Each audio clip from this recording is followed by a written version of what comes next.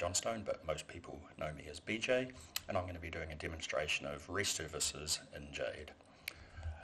For this video, we'll be looking at an overview of REST for those who aren't familiar with it. I'll do a demonstration of setting up the classes in Jade to provide a REST service. I'll show you how to configure IIS to allow the connection through to that REST service, and then I'll show you testing the APIs using Postman. What is REST? It's a simple way to build a nice, easy to interoperate API into your system using standard HTTP get, put, post and delete. Although for this demo, I'm only going to show you get, put and post. I'll leave implementing a delete method as an exercise for the viewer.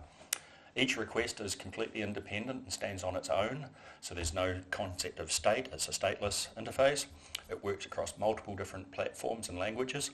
This allows the consumers of your REST service to use whatever platform IDE and language they prefer, as long as that language supports consuming a REST service, which most languages do these days. While it does support multiple data formats such as JSON and XML, most REST services that I've come across seem to use JSON, and probably because it's a much tighter, more compact representation than XML. And it's ideal for web and mobile applications, or exposing parts of your application via the web or via mobile. It's good if you're going to use a microservices architecture between multiple different disparate systems, and it's a classic way these days of creating a public API into your system. As I said, it's implemented using standard HTTP methods, and we'll be showing get, put and post in this demo. The way it works is a request comes in from the internet on HTTPS, or it doesn't actually have to be on the internet. You may use REST between servers that are all inside your secure environment, but for the most part it comes into IIS, which passes it through to the jadehttp.dll. That then opens a TCP/IP connection to your web service application that's going to run the Jade logic that you write, and that web service application will get the data from the database and create the DTO objects and push it back to the users. DTO objects, I've just mentioned them, the data transfer objects. They're an object that you create for a specific request that only contains the data you need to service that request. So rather than exposing your entire data model, which is bad, that lets information leak out to the outside world about how you've structured your back-end database, you tend to create data transfer objects that have just the properties you need to send the information backwards and forwards for the requests. The DTOs don't have any business logic or other behavior, although you will see that what I tend to do is write methods on the DTO to know how to populate the fields on the DTO from the underlying persistent objects. This decouples the data model from the exposed APIs, so you're free to change the way you store your data internally and not alter how your data is represented to people who consume your REST service. It also reduces the size and improves the overall performance of your REST application, and it improves security by excluding sensitive fields from going out across the wire to the consumers of your REST service. It also makes it easier to do versioning. If you want to add additional properties that you're going to expose, you can create a new data transfer object subclass and pass that back with a version 2 or a version 3 of your method, while still retaining the previous version of the DTOs and the previous version of the methods. So it allows you to give users time to move from version 2 to version 3 of your REST service. There's nothing like doing a live demo of a system while you're doing a recording, so we'll see how that goes. But before we do that, I'll just cover off what I'm going to demonstrate. So what am I building? Well, I've created a very simple book system with a library and a book class and a collection of books on the library. I've also set up a front-end thin client GUI application, and I've set up a transaction agent layer to separate the model and view from each other and put all the business rules and business logic and validation rules into a transaction agent layer. This is the same transaction agent framework that the Error 1 demo system uses. So for the demo, I'm only going to be creating the REST service methods and classes, but I will give a brief demonstration of what the application looks like, the current thin client app. It is good practice, or I think it's good practice, or it would be silly not to do this, is that I always create a subclass of the model schema, or a suitable schema that's below the model schema, and implement all of my REST service DTO classes and methods in that class. This avoids polluting the model schema with methods on classes that are only required for REST services. And it just creates that separation of concerns, much the same as we want a good model and view split with a thin client app. The same applies for REST service applications and SOAP applications, and if you use a C# interface into your system, all of those, it's good to expose DTO classes and have them in a subschema of your model schema, rather than exposing your actual model schema classes. So for this demo, I'm going to create a base class that all my DTOs are going to sit under, and I'm going to create a book detail DTO class, which will have title, author, ISBN, and the GUID of the book. For the book summary, that's what I'm going to return a collection of book summary DTOs when they ask for all the books in the library, and on that I've decided I only want to give them the title and the GUID so that they can then go and call the detail DTO if they want to know more about a specific book. And the last one I'm going to create is an update response DTO class. That's going to have a success flag and also the ability to return errors or warnings back to the consumer of the REST service. So when we create a request method, we need to know whether this is going to be a get, a put, or a post, and we need to start our method with get, put, or post in lowercase, followed by the name of the request. So if we've got a books URI that people are going to go to get all the books out of the library, that's going to be done with a get request from the client, and so the method that Jade's going to call for us is the get books method. If it was a post, it would be post books. If it was a put, it would be put books, etc. And we'll see that when I start adding the methods on the REST client class. So with that said, let's go and start the live demo and see how that goes. So I've got a Jade system here ready. I'm just going to log in. And in this system, you'll see I've got two schemas currently, a model schema and a view schema. And if I have a look at the model schema, we can see I've got my book class, which has a reference to its library, and the library has a collection of all books by GUID and all books by title. I've also got the transaction agent layer that I mentioned, and in here we've got the book TA, which is the transaction agent that deals with persisting book entities in the system. And if I have a look at the doValidate method, this is where we can enforce any business rules for things like mandatory fields. So we'll see lines 7 through 17. We're just checking if they didn't provide a title, add an error. If they didn't provide an author, add an error, etc. And you'll notice that I'm not bailing as soon as I find the first problem. The idea behind this framework is we want to tell the user up front everything that they're missing that's mandatory, rather than just you must provide a title, so they put it in and click save, you must provide an author, so they put that in and click save, etc. That's not a very good user experience. And then at the end, we just return that we have no errors, so that the caller of this routine knows that it can go ahead and persist the data. On the view side, I've got a form for listing the books, a form for editing the books, and a form for the main parent form for the MDI frame. So if I spin up the app now, this is the main MDI frame. I'm just going to position it over here so it's out of the way when I start running some more apps. And if I open up the list of books, we can see these are the books that are in the library. There's 3 books in there currently. If I go into the edit screen for one of those and put a couple of exclamation marks on the title of the book and save it, that's now reflected in the table. So it's a very simple system. We could add a new book, and I'll deliberately not provide any information.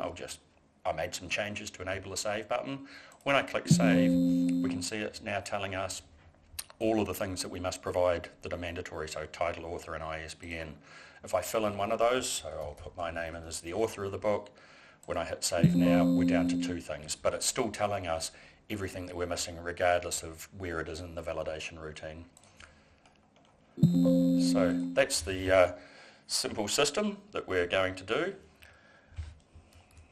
I will now check my cheat sheet and see what's next. Okay, the next step is to add our REST library schema. So I'm going to put it straight under the model schema. I could put it under the view schema, but there's not really things that I want to inherit from my thin client view of the system, so I'm just going to add it under the model schema and call it the BJ Library REST schema, for want of a better name. Okay, so the first thing I'm going to do is add that parent class that all the data transfer objects are going to live under. and then I'm going to add each of the DTO classes that I need, and then I'll start to flesh those out with the properties. The BL on the front is just short for BJ's library. It's just a common way in Jade systems of having some kind of prefix to uniquely identify your class names so that you don't risk conflict with base schemas or card schema or any other schema that you may insert into your hierarchy later on.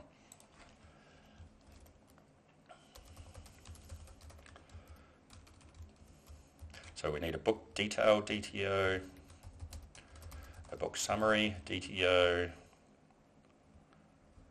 and the update response DTO. Okay, so we've got the classes that we need, other than the array. I will add that in shortly. So for a book detail, we want some attributes for all the details of the book that we're going to return. So we're going to have the author of the book, string. I make these public, and I also, when I'm creating my DTO classes, I make any string properties max length on the DTO class. Now it's possible later on that I need to enforce a length limit, but if I put that length limit on my DTO class, when Jade tries to populate up that DTO object automatically for me from the framework, if it gets a request that comes in that's got too long an author name, it'll generate a somewhat meaningless 1035 string too long error back to the user, and they won't actually know which bit of data they provided was too long. So if I need to enforce restrictions like that, I'll do it programmatically in my DTO class when I'm trying to populate up the transaction agent from the DTO class. And I also just make them public because I'm going to populate these from methods all over the place. And these, for DTO objects, I'm quite happy to go with public everywhere.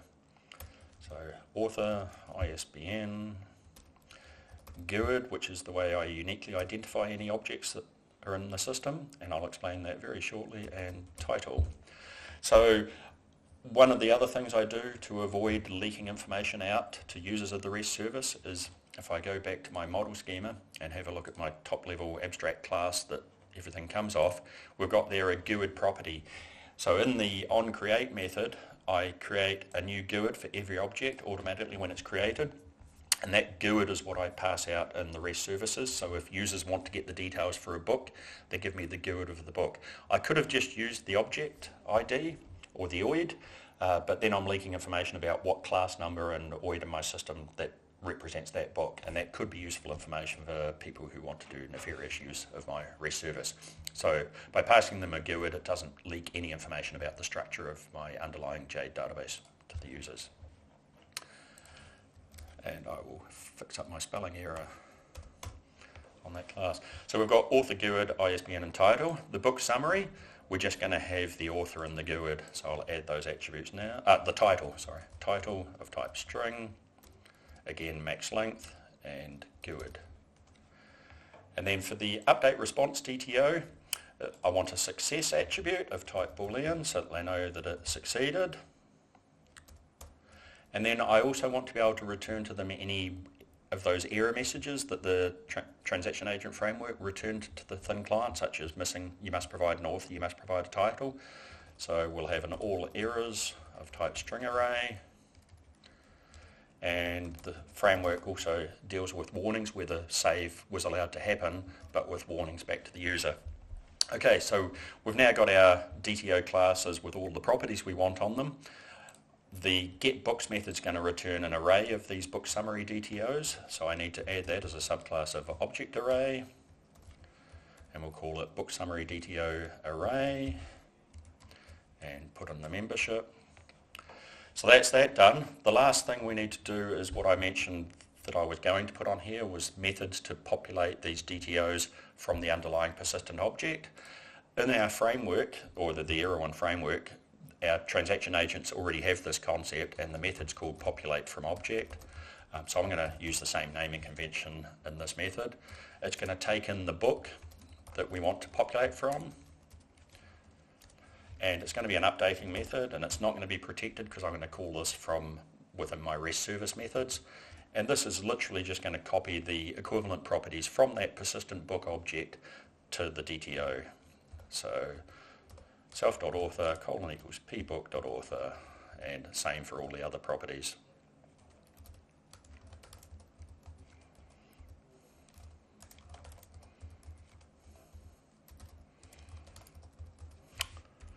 Okay, so that's that one done. The populate from object on the book summary is going to be almost identical, so I'm just going to control drag that method to book summary and say yes, I want to copy it. It's not going to compile because we don't have some of the properties, so I'm just going to control K to delete the lines that I don't need. So that's the populate from object method now created for our book detail and our book summary. That's everything that I need to do on the DTO classes in terms of being able to write my REST service methods. So the next thing I want to do is start to create those REST service methods. So I need to add a subclass of Jade REST service class, which is not currently in my class browser. This is pretty much the same for any root schema defined class that you need to subclass. You need to locate it first by doing F4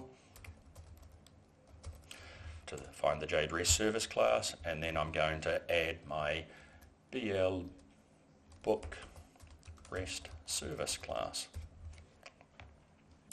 Okay, so I'm going to do two examples of a get method, a put and a post. So the first method I'm going to create is a get books. This is the one that's going to return all of the books that are in the library. So it's going to be a instance of that BL book summary DTO array populated up with BL book summary DTO class instances. So put in a return type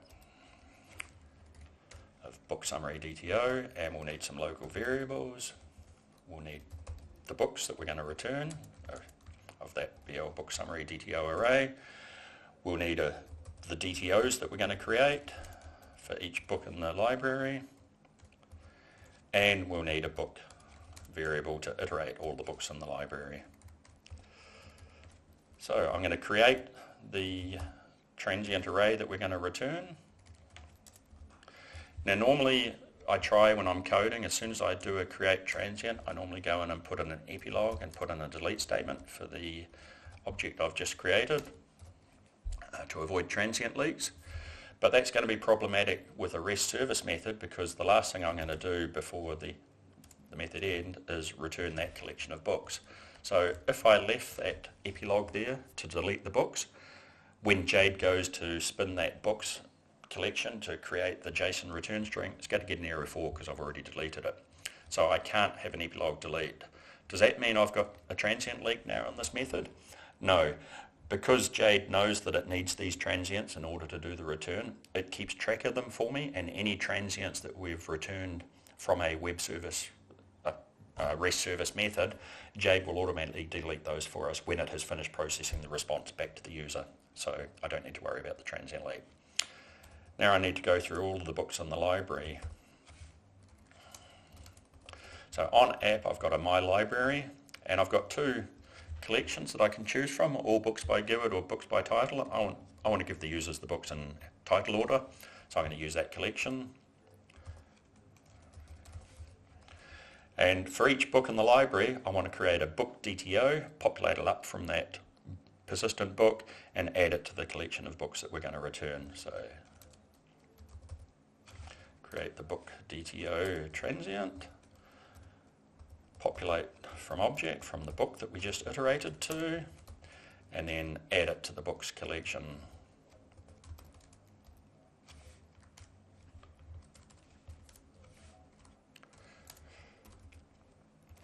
So that's our first method written, ready to get the books out of the library, and that'll return all the an array of all the book summaries objects. The next one we're going to do is where they want to get the full details for a book. So this one is get book details. Again, it's a get method. This is going to take one parameter, which is the keyword of the book that they want the details for, and it's going to return a BL book summary, a book detail DTO this time around. So we need to have a local variable of that type, and we also need a local variable of type book, because we're going to do a get@, key based off the keyword to find that book. So first line of code, we need to look it up in the app.mylibrary all books by keyword using the passed in keyword. If we didn't find anything, we don't want to get a 1090, so we're just going to return null and leave it up to the consumer of the REST service to handle that. If we get this far, it means that the GUID they passed in found a book in the library for us, so we can now create the book detail DTO and populate it up and then pass it back to the user.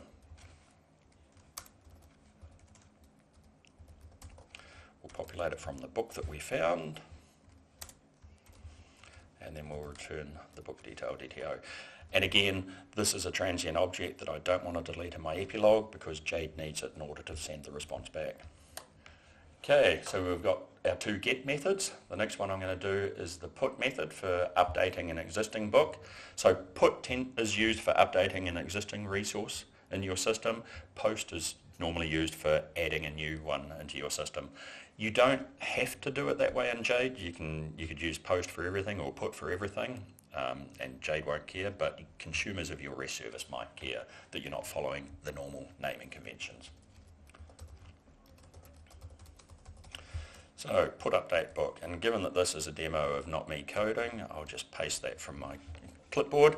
So this is going to create a response DTO object transiently. If the book details are null, so the user didn't provide us the details that we expected, we add an error to that DTO, set the success to false and return it. If we get this far, they've provided details, so we look up the book based on the GUID. If it didn't find anything, we tell them no book found for the provided GUIDs, set success to false and bail. If we get this far, it means that we've found a book, so we're going to create the transaction agent. We're going to populate it from the DTO, from the details that got passed into this method. We're going to set a reference on the transaction agent to the persistent book, and then we're going to tell it to persist that update. Now this is not going to compile because I haven't written that populate from DTO method yet. So now I've compiled it and it's highlighted and selected that method to tell me that it's not there. I'm going to copy that to the clipboard, open a new browser, navigate to the book TA class and add that method and paste the name of the method from the browser. Just a way of saving me from doing the typing details. So we're going to have a book detail DTO come into this.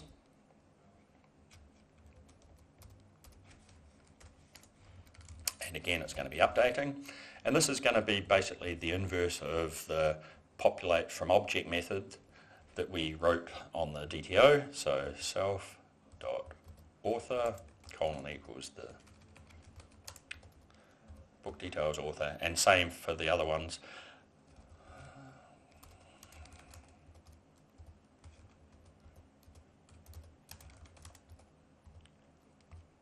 Now, GUIDs can never be updated once they're assigned, and so I've just written that code and I've realised I don't actually want to do that because we're either going to create a new book, in which case the GUID's going to get assigned, or we're updating an existing book, in which case we don't want to change the GUID that's already assigned, so we will delete that code.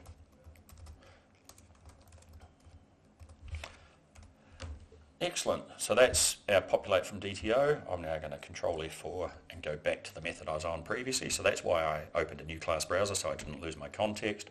This method will now compile and we've got our put update book ready to go.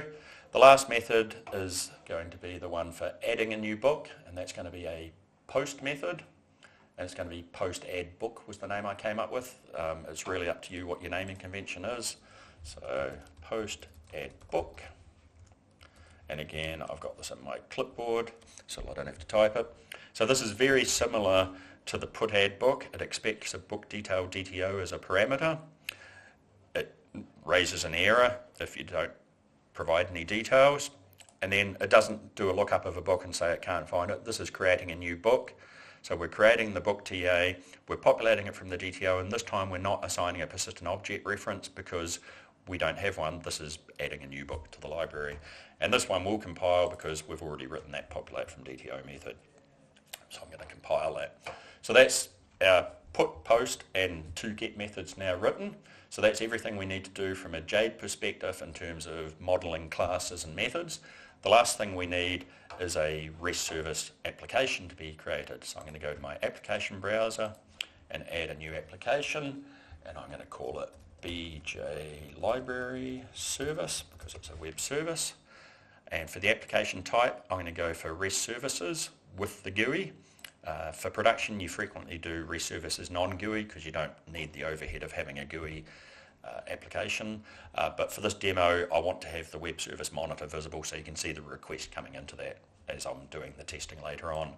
Then on our web options, I'm going to tell it to use 127.0.0.1 and port number 62,000. I'm only going to run one copy, and then the machine name is localhost, or 127.0.0.1 is localhost for those who don't know that. The virtual directory, I'm going to call it CS3. I've got a number of CS1 through CS10 systems all set up with shortcuts to run Jade systems, so this one I'm just going to use CS3, and it's going to use the jadehttp.dll, and then I need to choose which REST service class is going to provide the services for this application. If I've only got one to choose from, because I've only created one. If you had 2 or 3, you have to choose which one you want to use, and you can only choose one. What that means is all of your REST service methods need to be on that one class, at least in current releases of Jade. So that's our REST service schema ready to go. Now I'm going to be stopping and starting this potentially multiple times. So I'm going to use this new feature on Jade to create shortcut buttons to launch applications. So I'm going to click on the plus.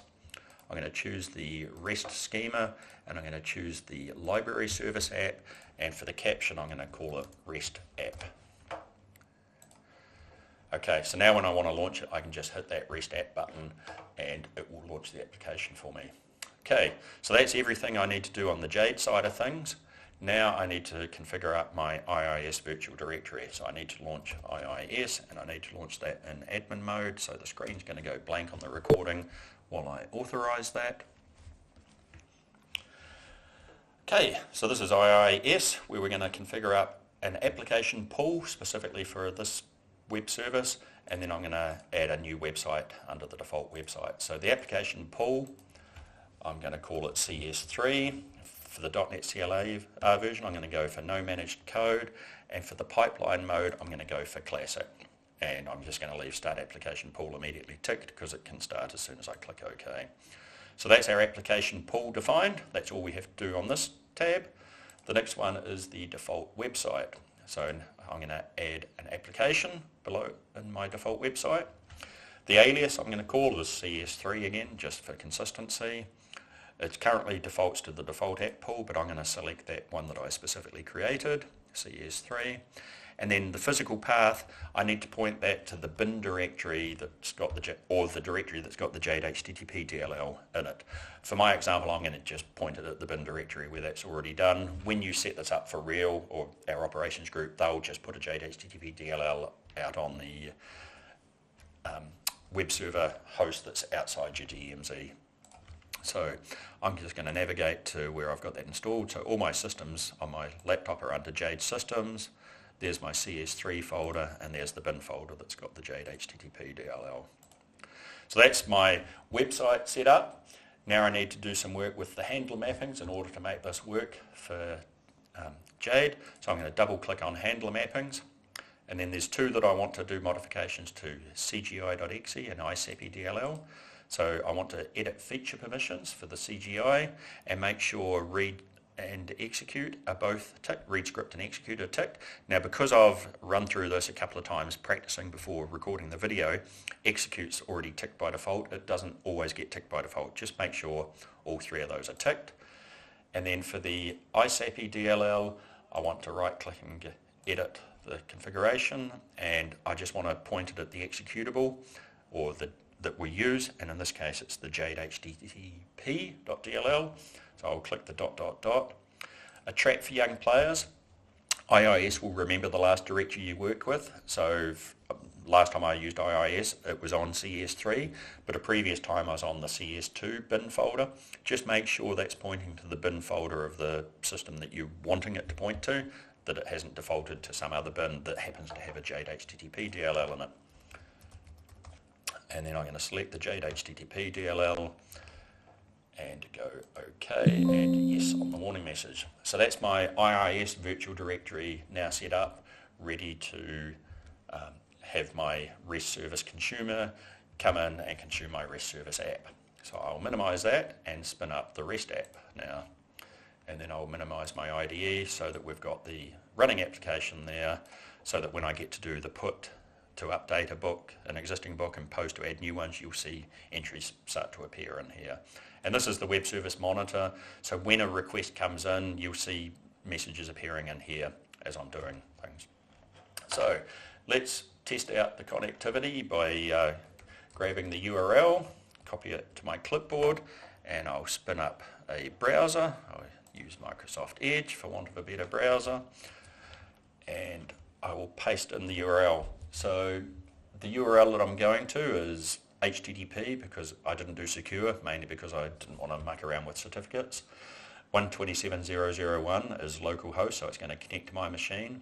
CS3 is the virtual directory name I created in IIS, then it's pointing it at that jadehttp.dll, and then the path it's going to is books, and because this is a GET request from a browser, it's going to attempt to call the GET books method on my Jade REST service subclass, and then the last part is the name of the application that's providing the service. Now I know this is going to fail, and it's going to fail because we haven't yet configured up the security settings in our jadehttp.ini file, and in fact we don't even have a jadehttp.ini file yet. So if I go into my Jade systems and the CS3 folder, we've got a bin and a bin 32. The first time I attempt to connect, IIS is going to create some additional folders in here, and if I have my browser minimized down, you should see them, another folder appear here when I try and connect. So I will try and connect, and we're getting an error. The application BJ library service is unknown. It's not defined in the HTTP.ini file,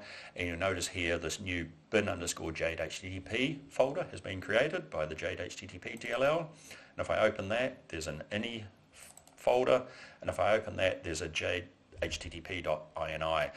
This is the one I need to add some additional information into to allow the connectivity. This is part of the security of the jadehttp.dll. It will only connect if there's a section name that matches your application name. Now again, to save some typing, I'm just going to copy this from my other screen. So bear with me while I select what I want to copy, and then I will come back and paste it in. So what I've added here is a section name in the square brackets that matches my application name of BJ Library Service. I've told it how to connect, so I'm connecting on 127.0.0.1 because this is all local on my machine. I've told it the port number to use as 62,000, and I've told it that this application type is REST services, so that the HTTP.dll knows what type of app it's communicating with. And then the rest of these are just the default values you'd get if they weren't in there. I just happen to have them in my file that I was copying and pasting from. So if I save that now and then go back to my browser and I'll do a refresh, we can see, and in fact I'll minimize this, you can see now the request came through. In fact, I'll do another refresh so you can see more messages appearing there. And we can see this is returning a GUID and a title, How to Win Friends and Influence People, another GUID and My Life as an Introvert, and another GUID and The Unknown Unknowns, which matches the names of our books down here. But it's not very readable and it's a bit hard working with the browser. So I'm now going to close the browser and open up Postman instead.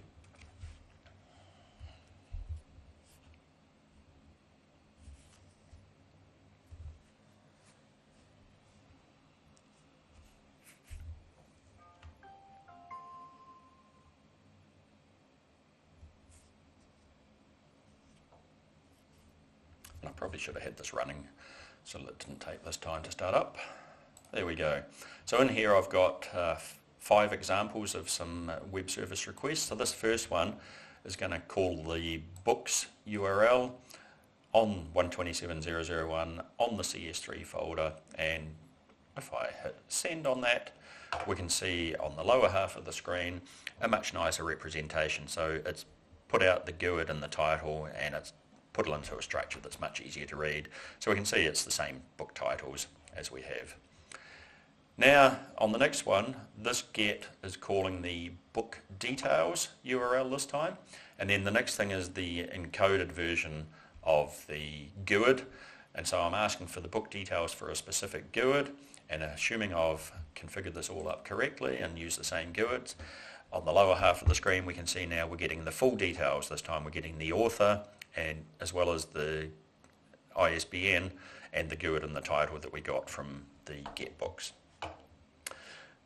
So that's a simple example of a get, and so we can see here this is doing the operation of a get. When I look at the next one, we can see here the operation is a put, and it's doing a call to update book, which means it's going to call my put update book method. But where's the rest of the information that it needs? You know, we've got the title and the author, etc. That goes in the body of the request. So if I have a look at the body, we can see here we've got GUID, author, title and ISBN. Now, I've deliberately left the author, the ISBN and the title blank at the moment so that I can show you what the error messages look like. So if I click send on that, in fact I'll clear my display so you can see that there is going to be another request that comes through, and here we go, we got back a result where success was false, and then our all errors tells us you must provide a title, you must provide an author, you must provide an ISBN. So let's put in one of those. So put in the ISBN and see what happens when we go send. We're now down to just title and author must be provided. So we'll go BJ and we'll go a new title via REST. If we watch here, when I hit send, one of these books, I think it's the unknown unknowns, but one of these three books is going to move to the top of the list because we're sorting by title and have a title of a new title via REST, and the URN is going to change to ABR 1212. So one of these ABC 1, 2, 3, 4 or 5 is also going to change when it moves up. So if I hit send, we can see success is true, there's no errors, no warnings, and over here we can see the book's now got a new title via REST, and if I go in and edit that, say a new title via thin client, and hit save and go back, it's now got a new title. Let's go and prove it's not smoke and mirrors and call this one a different title via REST and hit send, and we can see it's immediately changed to a different title via REST. So that's an example of the put. The last example I'm going to do is a post. Again, this is going to the add book with post as the type, so it's going to call the post add book method in Jade on our REST service class. And if I have a look at the body, we can see it's got an author of John Matlock, Isbin, and a title. And if I hit send on that, we can see it's created a new book.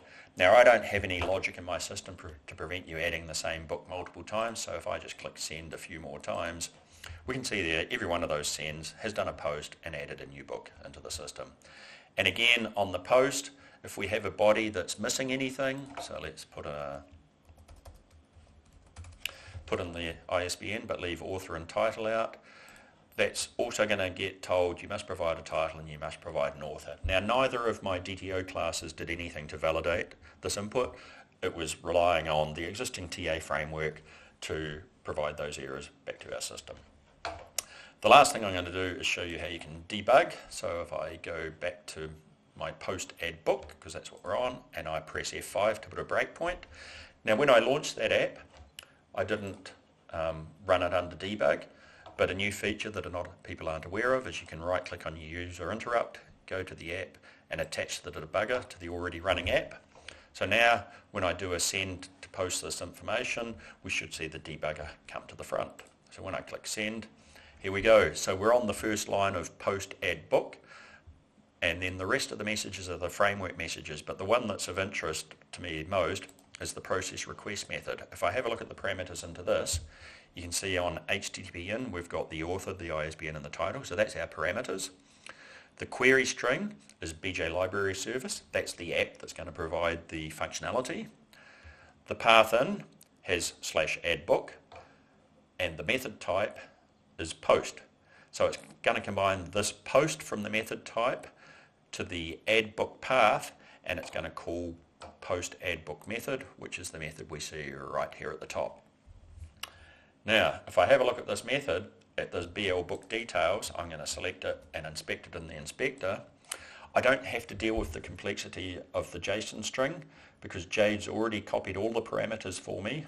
So the author was null, the GUID was null, and the title was null, and I did provide an ISBN on my post request. So it's copied all of the parameter information onto this transient object for me. So I just deal with this the same as any other object in terms of referencing the data on the object. I don't have to deal with handling, unbusting and deserializing the JSON string. The Jade framework has done all that for me. So we're going to go through, we're going to populate from the DTO. So if I step over that, and now if I have a look at the TA, we can see that author and title are still null because we didn't provide those, but ISBN has those values. So now when we call into the persist entity method,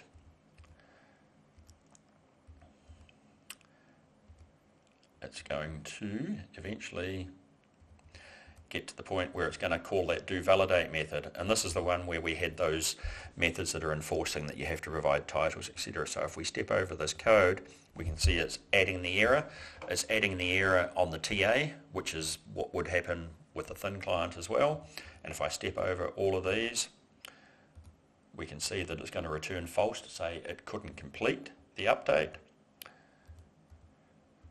Which back here, if the persist entity succeeded, then we would just return the warnings and set success to true.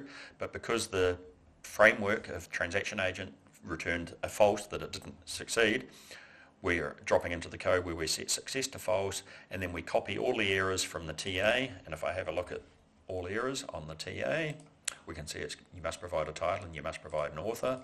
If I step over that code and have a look at our response DTO now, we can see that it's got all those errors to be passed back, success is false, and then that's going to pass back to our request, and we're going to get you must provide title, you must provide an author as our errors. So that's how you can debug through your REST service code. I believe that is the end of my live demo, so bear with me while I go back to my presentation.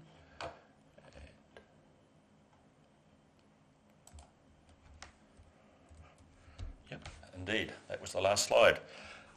Thank you for watching. I hope that was useful. Thanks for your time.